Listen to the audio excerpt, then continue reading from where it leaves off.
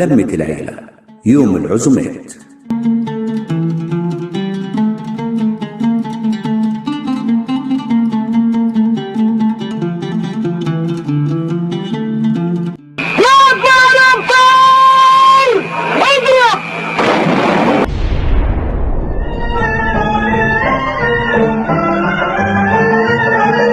الذكريات الرمضانية العالقة في الأذهان، لمة العيلة أول أيام الشهر المبارك، والتي يتم التجهيز لها من قبل رمضان، وشراء كل ما لذ وطاب، وتجهيز الموائد للاحتفاء بالأقارب والأحباب والأصدقاء، والفرحة بالدعاء وقت الإفطار، وإضفاء البهجة والسرور، وإحياء لسنة رسولنا الكريم صلى الله عليه وسلم.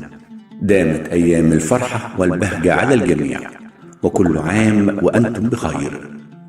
تابعوا برنامجنا من روايح رمضان.